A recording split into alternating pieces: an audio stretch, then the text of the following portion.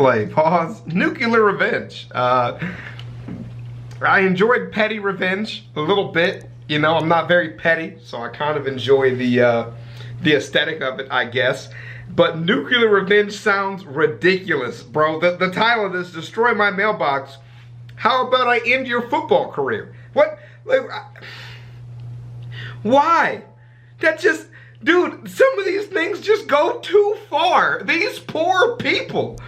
I feel so bad for them. But here we go. I guess don't fuck with this guy's mailbox. I don't know. I don't destroy mailboxes. I have nothing to worry about. So let's get into it, man. Play. Destroy my mailbox? How about I end your football career? You have got to be kidding. So I lived in a small suburb in the Dallas-Fort Worth area of Texas most of my young life in the 80s and 90s. In this town, high school football, edit American football, where everyone smashes into each other like a bunch of savages. Yeah, I know. I feel so bad for assuming that, but yeah, that's... was like a local religion. And the booster club was like the mafia, even going as far as buying off the cops to let their precious football star kids run amok across town, usually pinning the blame for their shenanigans on bad kids like myself. I wasn't popular. In fact, I was quite the opposite, because in a small town in the mid-90s, a nerdy, grungy metalhead with no interest in sports such as myself stuck out like a sore thumb. Sorry, dude. My home and property was often the subject of vandalism, much to me and my dad's annoyance. The most annoying thing was having to buy a new mailbox like every few days because it would be smashed to bits. So you mean we had to buy multiple mailboxes? One day, me and a couple pals were poking It doesn't make it okay, but it makes it more understandable. around a scrapyard when I found a metal pole with a flat piece of metal across the top. Ideas started churning in my head.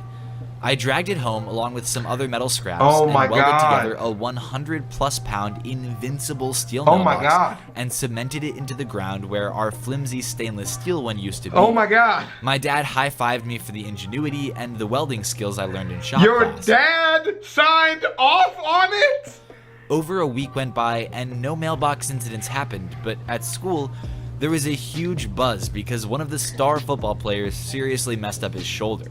He had a football scholarship waiting for him when he graduated, but that was ended as his injury left him unable to play ever again. I never put two and two together until my dad got a summons to court for the malicious injury of Jockey McDouchebag. It turns out this jackass was the one destroying my mailboxes. He would have his friends drive him past my house in his car at a high speed while he smacked it with a baseball bat while he leaned from the passenger side window.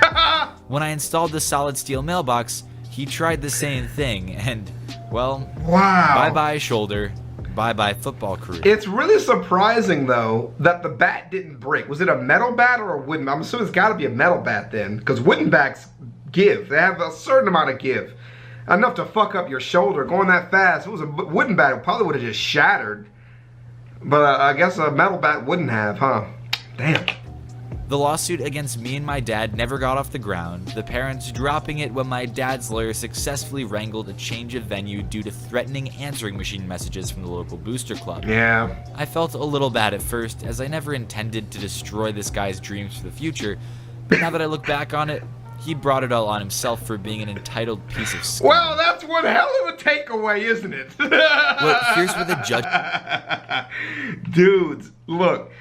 Do not intentionally try to hurt other people in your revenge. Please. I just really want to stress that. Like, in some of these things, you know, protecting your home and all that is one thing. It is 100% within your right to build a mailbox that will not be destroyed, okay? And if you don't know who's doing it, fine. If you don't know how it's happening, fine. But if you have a, like, if you fucking know, you know what I mean? Do not do anything that's gonna hurt somebody like that. I just have to make it extremely clear that on my YouTube channel I am not promoting violence, because that has been a couple of strikes and complaints from these types of videos. There was one lady who was like pinged in like a Sorrow TV video, and she claimed to YouTube that I was inciting people to like go find out her personal address and shit like that. And nothing's ever come of it. My channel is still clean and everything, but I have to still say those things because YouTube's not fucking around with these fucking community strikes and shit. So, anywho's, let's continue. Background info. This happened when I was in sophomore year and was a bit of a nerd, but in a weird phase where I was actually starting to get some confidence. I spent the last 2 years thinking about launching an online business back when Shopify wasn't as popular and prominent. Shopify. Sorry, that sounds fake. 1 second. Yo, Shopify is a thing. Yo, have I been missing out on more deals? Guys. Hello? Hello? Fellas? No idea what that is. I'm gonna check that shit out. Alright, let's continue. And finally started to keep on track. So I spent several weeks going to wholesale websites, gathering products, designing the websites, etc. Once it launches, I decide to start small and only use my school district as the target market. Of course, there is mistrust with this system because no one takes a high school kid with an Amazon-esque website seriously. Yeah. But after a while and some small purchases, I had a decent customer base with around 10 to 25 orders per week. Hey, lit. This was There first you go. when the school found out about it, and the assistant principal, person designated to watch our specific graduation class for all 4 years we were there, calls me down to his office and basically lectures me on the importance of the legality and on how I need to change the name of the website. Basically, I named it after the school, which was named after a well-known politician's family, and they didn't want legal issues. I did a lot of homework involving this and legally checked everything, especially since I was a minor and I didn't want to cause any issues from my own family. Yeah, dude, being in Vegas, that's a really big industry. You know, there's you know, what is that one? There's Starbucks and Star Coffee or some shit like that, like just like a really bad knockoff. We have a lot of like Hispanic family-owned businesses, and they basically just make shameless knockoffs of other products, and they're completely legal if it's clearly a different name. I didn't care that much. I had been meaning to reboot the site and make it more lighter and modern anyways. I changed the name and moved on. Okay. Issues begins. Now, EK was a highly manipulative kid.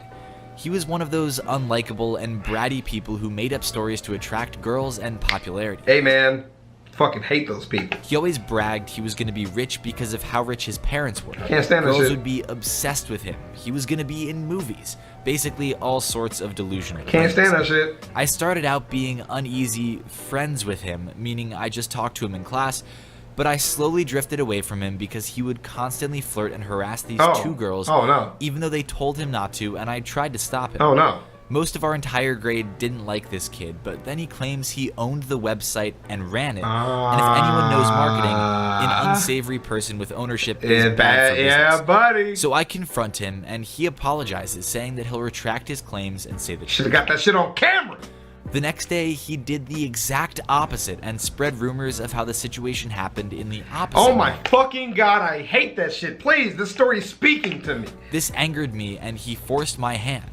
I went straight to the site and made a notification post and email to all of my customers saying that due to several circulating rumors about our business, we would like to remind our customers that EK does not own the website, nor is he connected with us in any way, shape, or form. Thank you for your service. Please be sure to check out our Easter sale. Alright. Embarrassed, entitled kid makes the most insane claim that I have he ever triples heard. down. That I'm using the website to launder and sell drugs and weapons through school. God. Post-Columbine, this was taken very seriously, and I was called down to the office where I found my AP and 3 police officers waiting for me. They questioned me, the website, etc. while patting me down and searching my backpack, jacket, and belongings. They freaked out when they saw a condom and credit card knife. Yeah, it's my own damn fault for having a blade at school, but I was an EDC guy who never did anything wrong. Honestly, I wasn't as embarrassed as I was worried for the optics on this.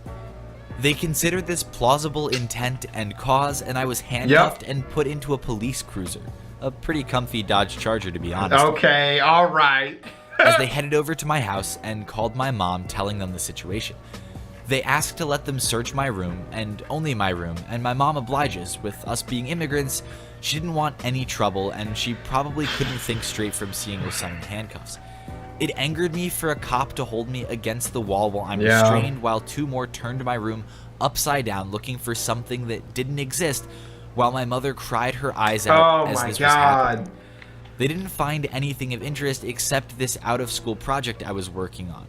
It was a fire gloves project to search it up. I had 3 of them and parts for at least 3 more. The officers asked me what it was and how it worked. I told them the basics, and it was for... I'm so upset right now. I fucking hate these types of... these type of people exist. Just fucking lie for fucking popularity and shit. Like, go fuck science yourself. fair.